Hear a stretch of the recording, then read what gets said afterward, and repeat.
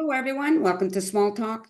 Well, I'm very pleased to have back on the show an author. Oh my gosh, wait till you see the cover of her book. The name of the book, first of all, is Palm, and her name is Patricia McCarthy from Ontario. Welcome back. Thank you for having me again, Nancy. It's a pleasure. Oh, and it's my pleasure too, as well. Oh my gosh, you have to show the cover of your book is so powerful. Like, Thank you. I hired a graphic designer based in Greece, and I found her through X, right? well, formerly Twitter.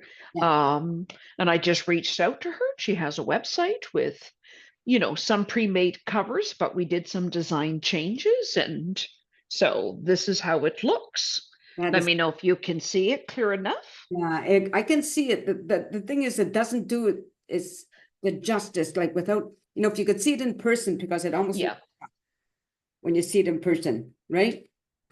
of course. Yeah. Maybe I can try see what people. Let me see if I can get the lighting good here. Ah, Uh, hard. Like that's a little bit more. Do you normally have a technician who works with you? No, Okay, because this is where your technician can throw up an image on your screen. I'm totally solo these days. Okay, okay. Well, you're doing well, wonderful. So, Thank you. Anyway, let's talk about this book. Um, sure. okay, so I'm reading here the caption. That's Mhm. Portals of Middle Vision is Middle Vision. Okay, so that's another thing that's very, very catchy. So tell us about the book. It I classify it as hybrid fantasy because I blend elements of urban paranormal with high fantasy. And so high fantasy, like a lot of people, they just think fantasy is its own genre. Mhm. Fantasy fiction is actually a subgenre of speculative fiction. Speculative has to do with science fiction.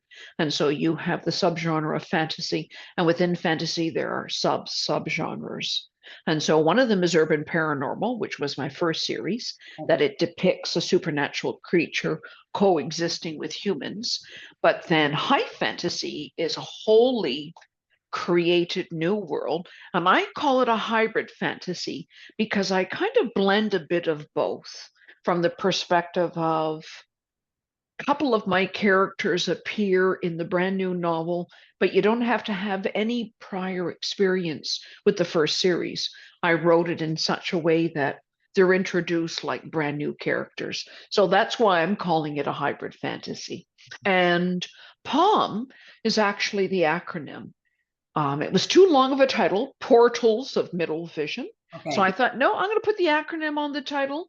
And now, what's acceptable. Acronyms that are 3 letters or more don't require periods. But when you flip open the first cover, then you'll see the full title, and I represent the full title on my Facebook and Twitter page and Instagram. And Right. Yeah. yeah, So yeah. what inspired this one? It was time just for me to take a departure from urban paranormal. And the idea, I get asked that, where does the idea come from and how does it gestate? And I wish I had an answer for you. The only answer I can think of is that I one time read an article about the nature of creativity. And it was a question that they were trying to answer in McGill University. And all their top thinkers met to try to define what creativity is. Took them 3 days. They basically came back with and said there are 3 categories of creativity. And the first one is regarded as combinational. When you take 2 elements that are not normally paired with one another, you pair them together. There is explorative. When you take a concept, as an example, like a bottle of perfume, 500 milliliters, you explore the shapes of the perfume bottle, but you stay within the confines of milliliters. And then the third one was transformational, that you can have a concept where one element is introduced and it changes everything else, such as the French painter Georges Seurat. He painted pointillism with dots. Right. One dot changed how painting was regarded. And so I always think, okay, where did the creative idea came from? And I thought, okay, in this instance, it's combinational because I'm taking some characters from my first series, Urban Paranormal, and I knew I wanted to create a world that was hidden underneath the surface, a whole different world. And so I guess that's how I came to it. Yeah. Very good. Yeah, yeah. Can you tell us a little bit about it? It is so Portals of Middle Vision, the title itself, Portals. There are 12 portals, and it represents a hierarchy. And the highest portal is called the Portal of Garnet. The lowest portal is the Portal of Tanzanite. And I assigned names based on semi-precious gemstones. Okay. So that way I could associate color with them. And it helped because using the gemstones and the color, it gave texture to the concept, but it also allowed me to build out some of the characters. So as an example, the portal of garnet or garnetians, garnet, as you know, is kind of like a deep crimson color. So I make their eyes that color. And every portal, and if you go to my website, patriciamccarthy.com, I've devoted one page specifically calling it the 12 portals. Okay. And I define each portal and the basis of the symbols that I've assigned to each portal. Plus, I list all the characters. This is a monster of a book. It took me 9 years to write it. Okay. It is 770 pages. So it's a big book. Yeah. When you look at it, it's just a huge book, weighs close to a pound. But that's what it takes when it comes to high fantasy.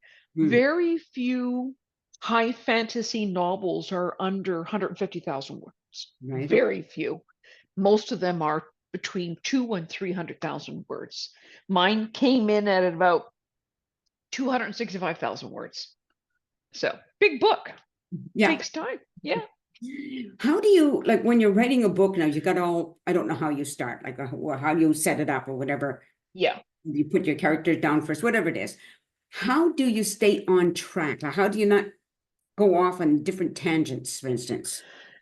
There is the organic process, and so I do plotting to a degree. My plotting, as an example, could be one sentence to define the entire chapter, and then I start working backwards, thinking about the logic. Hmm. So if I have as a chapter explanation, dragon savage is introduced in this chapter, then I start thinking about it logically. Where is he when the character's introduced? What is he doing? What is his purpose? Because you always, when you write, you know this, that when you write, you have to think about keeping the reader's interest, Yeah. projecting them forward. Hmm. And we do this through some standard techniques like representing a conflict, having a story arc. But the initial chapters within most novels, and this is one of my biggest beefs with a lot of Canadian authors, their first couple of chapters, it's like a mouthful of metaphors. Yeah. Just get to the story, introduce a character to me. So as an example, in chapter 1 for me, I'm introducing one of my favorite characters. His name is Panthera Apex. And I start off with a very simple setting. The quartzite stone scored his skin with superficial marks. He pressed himself firmly against the corner and rubbed back and forth like a pendulum. With each pass, he scratched at the itch a little deeper, a little stronger, the gratification exquisite, swaying in tempo from one shoulder blade to the other, back and forth, back and forth. He savored the sweet relief. After all, it wasn't just any corner. His special tool was a metronome corner, preferred for its especially hard and sharp edge, fashioned to absolute perfection. Back and forth, back and forth. Panthera apex, an amethystine warrior, stopped just before the pleasure would become pain. And so that's how I introduced him. I wanted it to show some immediate action as opposed to the first 5, 6, 7 pages being just metaphors. Right. So when was this book launch officially?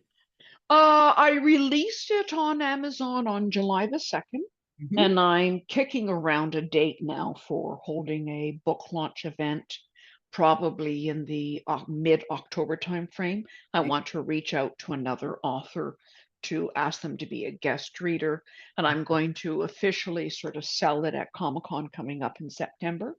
So as you know, when it comes to releasing a novel, there are a lot of different stages. Yeah, yeah. I want to, reach out to an individual or another organization for marketing support. There's so many elements to it.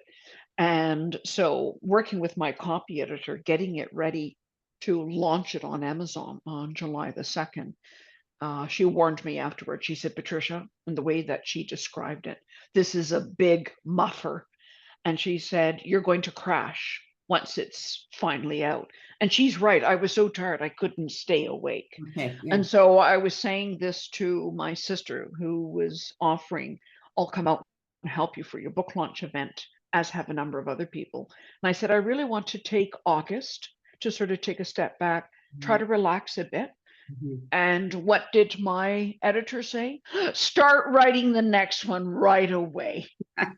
No rest. Well, there is no rest for the wicked, right?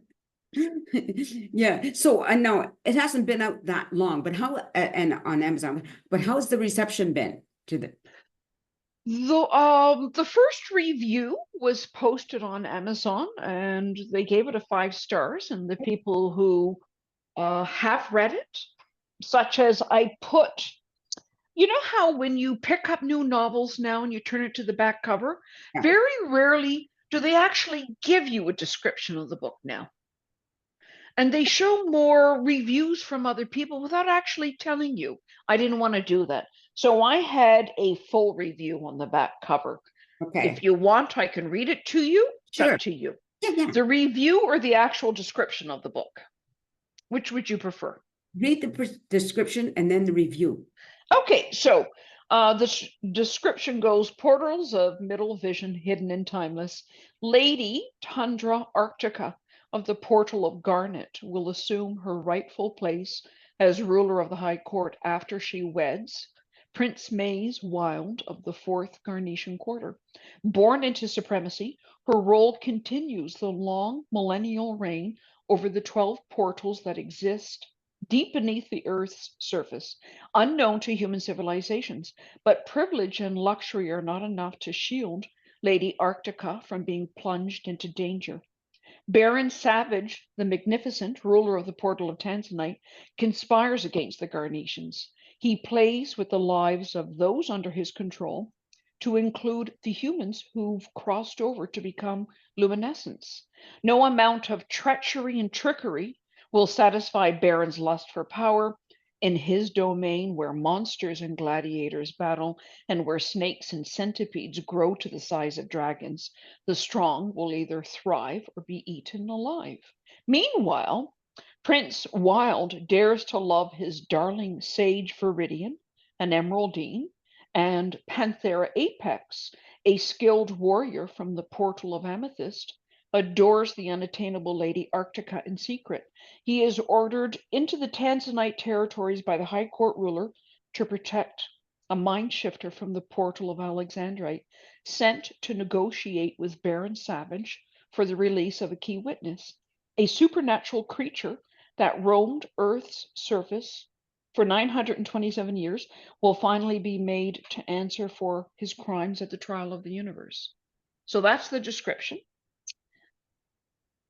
What did you think of it? I'm just like, you gotta get, Processing.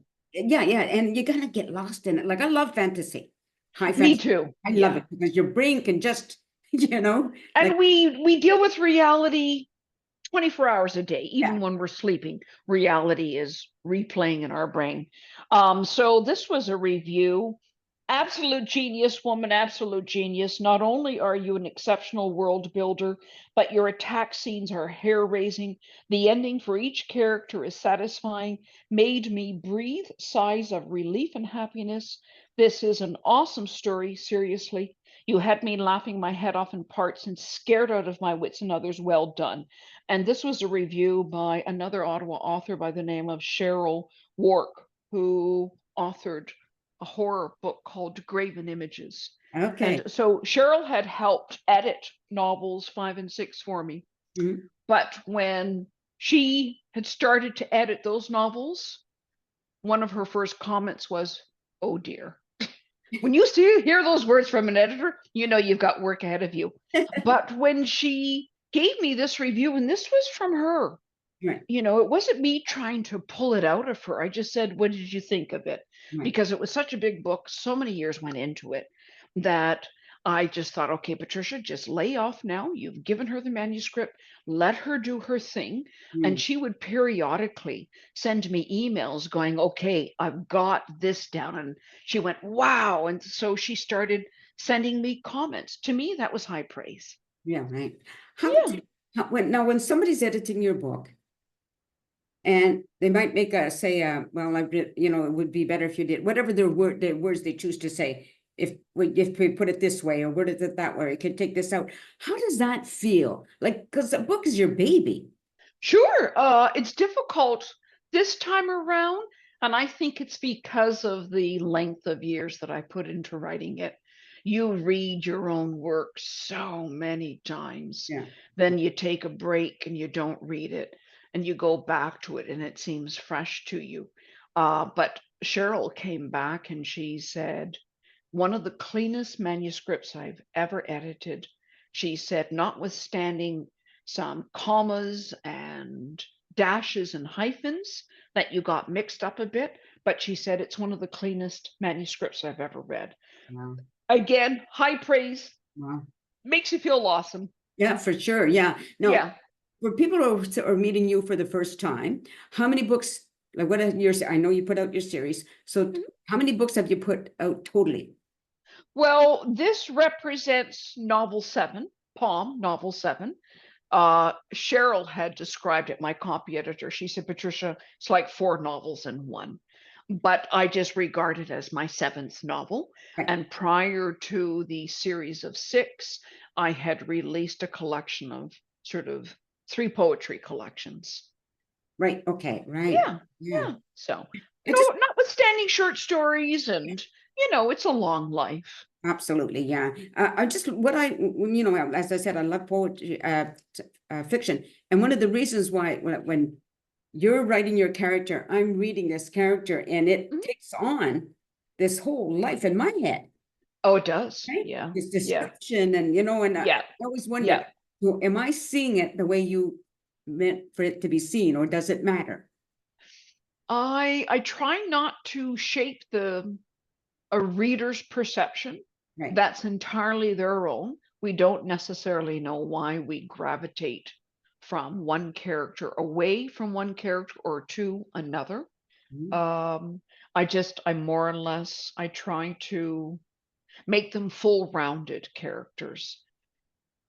And when it comes to heroes and anti-heroes and villains, oftentimes with stories, the villain is the most interesting. They have the widest range, but a villain is not a villain without a hero. Again, so because human beings and everybody, we all have duality to our natures that Mhm. we show. I always feel that human beings in the real world, they have a public persona, a private persona, and the private is only their closest friends see that private persona. And then they have their secret persona, their secret life that nobody knows about, that they don't want to share. So I always think there's that dynamic when you're dealing with humans. Why would characters be any different, right? Yeah. So, and you want to see a character succeed at the same time. Sometimes your favorite characters are the very ones that you need to kill off. So try not to get too attached to them and let readers do what they will, just Yeah. you want them engaged in the story. Yeah. Absolutely. It's just Hopefully I answered that question. Yes. I just love that. There's the whole process, when I think about somebody writing, you writing your fantasy and your high fantasy, it's just that whole process I often wonder about, like, what is it for you? Do you spend hours at a time? Do you just do you schedule time to write, or is it just whenever you feel like? I always used to write in the evenings, pre-pandemic, always in the evenings and Sunday afternoon. And then when the pandemic broke out, because we were all working from home, I started switching that up to writing on my lunch hour. And I still do write after hours as well as on the weekend, but I found forcing myself to compress within 1 hour really forced me to pull out some stuff. And then I would fine tune it after my workday because I work full time too. Right. I would fine tune it after my workday and reread what I wrote over the lunch hour and shake my head going, what were you thinking? So I don't know. I think you have to be fluid in the whole approach to writing as opposed to being regimented. Some people can produce a novel in 1 year. I don't write full time because I work full time. Right. And I think, I don't know. I really don't know how that would work for me if I no longer needed to work full time. And that, as an example, novel 7 suddenly were to catch fire and that I could step away from the full-time job. I think to a degree, if there are roadblocks in your way and difficulties that you have to overcome, this is part of the reason of what you draw from. Right. Don't you find? Oh, yeah. Like musicians and yeah. Like I personally, I work better under pressure when there's Do you? Yeah. timeline. Yeah. Yeah. Absolutely. Yeah. I don't necessarily know if I would write better towards a deadline, but having a compressed period of time as opposed to a major publishing house turning around and saying, okay, you've got to deliver 10 chapters to us by this date. So I have never adhered to that kind of schedule. Okay. That has been the bonus of being an indie author. It's according to what I want to do, what I'm capable of doing, and the characters that I want to develop. I'm always open to, flexibility, such as scaling back a character, changing them, or whatever. Yeah. Yeah, very good. Yeah. So remind everybody again, the name of the book is Palm. And right now it can be found on Amazon for sure, right? Yeah. You can Google Palm portals of middle vision or just portals of middle vision. And there's a hyphen between middle and vision. Okay. Yeah. And also they can find you on Facebook. So your link is there for your, you have a website, I think, right? Yeah. My website is Patricia McCarthy with 2 C's.com. And you can find the link to purchase it on Amazon direct as an ebook or a Kindle book or paperback. I'm considering whether or not I want to release it as a hardcover as well.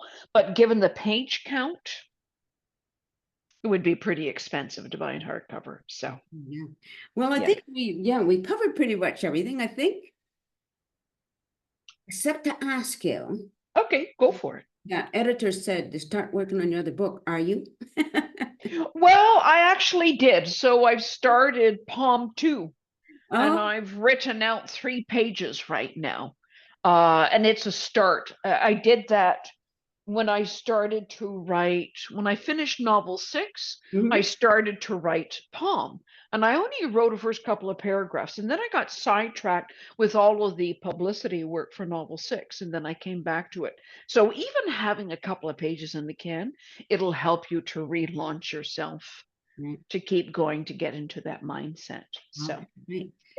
Okay, well, that's it. And I just want, before we sign off, this is going to air on August 2nd.